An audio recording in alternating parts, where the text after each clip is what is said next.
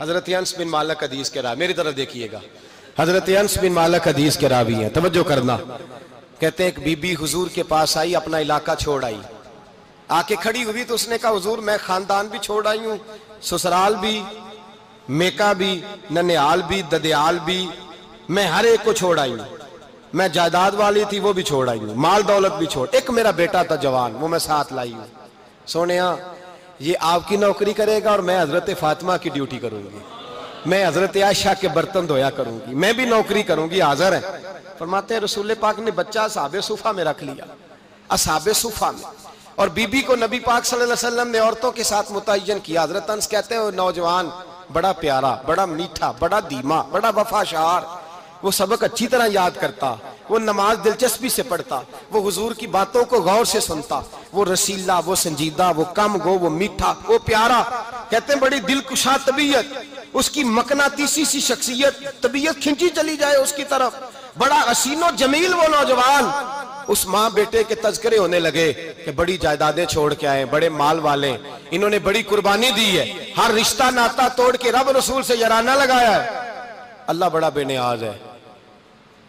वो बच्चा बीमार हो गया, शदीद अलील हुआ। हजरत अनस बिन मालिक फरमाते हम करीब जाके बैठे तीमारदारी करने तो इतना अलील हुआ, इतना अलील हुआ कि उसका वजूद कांपने लगा। कहते हैं कुछ ही देर गुजरी तो उसने कलमा पढ़ा, रूह परवाज कर गई, रूह परवाज कर गई, सुनना सुनना, रूह परवाज कर गई। कहते नबी पाक सल्लल्लाहु अलैहि वसल्लम को बुलाया, हुजूर आए तो आंखों में आंसू। नबी पाक सल्लल्लाहु अलैहि वसल्लम ने सर पे हाथ फेरा और पहले हुजूर ने जुमले इरशाद फरमाया, फरमाया तुम गुस्ल दो, कफन दो, मैं खुद इसका जनाजा पढ़ाऊंगा। फिर हुजूर ने फरमाया नहीं, इसे गुस्ल नहीं देना, इरादा बदल गया है, प्रोग्राम तब्दील हो गया, इसे गुस्ल नहीं देना, कफन नहीं देना। हुजूर क्या करें? फरमाया इसकी अम्मा को जाके बताओ। ये नहीं फरमाया बुला के लाओ, अम्मा को जाके बताओ। हजरत अनस कहते हैं मैंने कोई निराला सा रंग देखा, कोई मुनफरद सा अंदाज देखा, हमें भेज दिया अम्मा को बुलाओ, और खुद नबी पाक उस कमरे से निकल गए और हुजूर के आंसू भी एकदम खुश्क हो गए, मिजाज बदल गया, परेशानी बदल, अम्मा को बुलाओ इसकी। पता नहीं इरादा है महबूब क्या है, इरादा है खुदा क्या है। कहते उसकी अम्मा को जाके खबर दी तो माँ को तो बस कोई इतना बता दे कि बेटा साइकिल से गिर गया है, साइकिल से गिर गया है। अम्मा सारी रात सोती नहीं। एक शायर ने कहा था, एक मुद्दत हुई मेरी माँ नहीं सोई, मैंने एक रात कहा था मुझे डर लगता है, एक रात कहा था मुझे डर लगता है। ये अपने अपने रंग होते हैं, अपना अपना अंदाज होता है। रमजान शरीफ का महीना आता तो मेरी अम्मा जी कहाँ गरी का तेल मंगाती, चीजें मंगाती, और फिर जबरदस्ती मैं मना करता कि अम्मा जी नहीं, आप क्या कर रही हैं, मैं तो तेल वैसे भी जरा कम इस्तेमाल करता हूँ, तो रगड़ रगड़ के, और नहीं नहीं किताबें बड़ी मोटी हैं, फलां चीज बड़ी मोटी, इसका रंग थोड़ा निराला है। और ये जो माँ का रंग है ना, इस जैसा रंग दूसरा मिलता भी कोई नहीं दुनिया में। ये अपनी मिसाल आप ही है। अम्मा को कहा तेरा बेटा, अम्मा जरा दौड़ी, गिरी, फिर उठी, फिर गिरी, फिर उठी, फिर गिरी, रोती हुई आई। कहते हैं पीछे वो रोई, लेकिन जब बेटे की मैयत के करीब आई तो अब नहीं रोई। कहते हैं हमारे चेहरों पे नजर दे डाली और कहने लगी तुम्हारा क्लास वालों फौत हो गया है, वाकई चला गया है। कहाँ? पर्दा कर, वाकई कहाँ? कहते अम्मा ना जमीन पे बैठी और पहले उसने बेटे के पैर उठा के चूमे, फिर सीने पे रखे, फिर वहां से उठी और इधर आई, सर सजदे में रखा और दोनों हाथ उठा के कहने लगी ऐ अल्लाह मैं दौलत के लिए ईमान नहीं लाई थी, ऐ अल्लाह मैं जायदादों के लिए कलमा नहीं पढ़ा था, मौला मैं तेरी बारगाह में आई थी तो मैं तेरे और तेरे रसूल को मानकर आई थी। खुदाबंदा मैंने मेके छोड़ दिए, ससुराल छोड़ दिया, ननिहाल छोड़ दिए, ददियाल, वो दुश्मन थे सारे दीन के, छोड़ के आई। मैंने आरजुओं का बड़ा मकान भी छोड़ा। खुदाबंदा बेटे ने जाना था, मुझे शिकवा कोई नहीं, लेकिन खुदाबंदा अब मेरे सारे कहेंगे तो तूने कलमा पढ़ा था तो तेरा बेटा ही चला गया।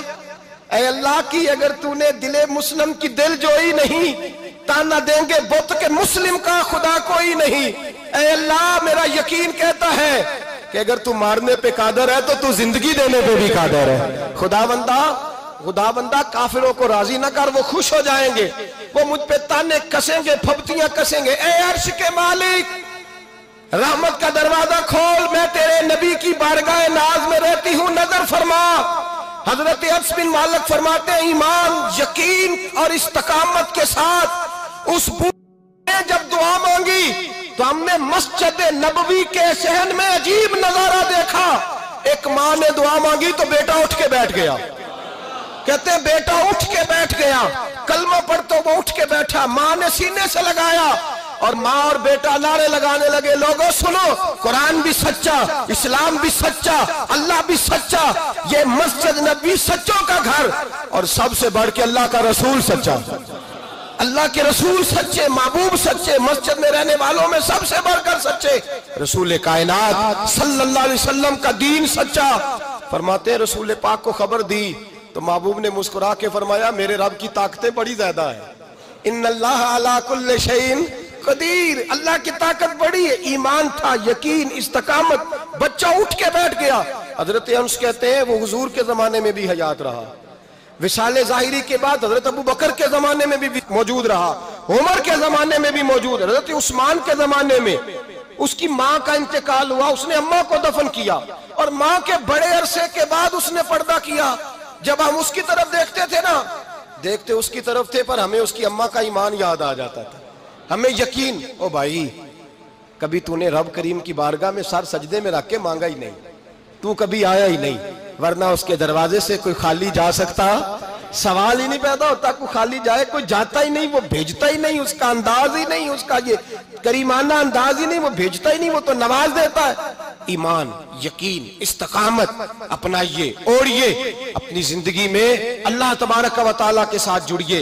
ये तो दुनियादारों के साथ हम ताल्लुक जोड़ के रखते हैं, कभी SMS, कभी टेलीफोन, कभी ईद पे मुबारकबाद, कभी फलान जगह, दुनियादारों से जोड़ के रहते हो, खुदा से जोड़ के रहो। कभी फजर में जुड़ जाओ, कभी जोर में जुड़ जाओ, कभी तिलावत में जुड़ जाओ, कभी दुरूद और सलाम की वजह से रब करीम के साथ ताल्लुक बनाओ, कभी रमजान में, कभी ईमान में, कभी हज में, कभी उम्रे में, कभी किसी गरीब की मदद में, कभी किसी लाचार की मदद में, कभी बेकस की मदद में, कभी मजबूर की मदद। जुड़ जाओ अल्लाह तबारक व तआला के साथ, मजबूत ईमान, मजबूत कुव्वत पैदा करो, तवानाइयां हासिल करो, अपने अंदर खूबी पैदा करो। मेरे भाई याद रखें, ईमान मजबूत होता है तो अल्लाह अर्श से मदद नाजिल फरमाता है, और जब ईमान कमजोर होता है तो जो मदद पास होती है वो भी छिन जाती है। रमजान मुबारक का जुमा, पहला जुमा, ईमान का मौजू बयान करके दो बातें गुजारिश करनी है।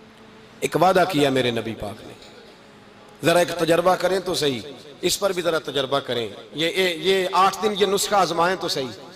रसूल पाक ने फरमाया, तू नमाज पढ़, तेरे नबी का वादा है तेरी रोजी में बरकत हो जाएगी। इसको जरा आजमाएं तो सही, आजमाएं तो सही।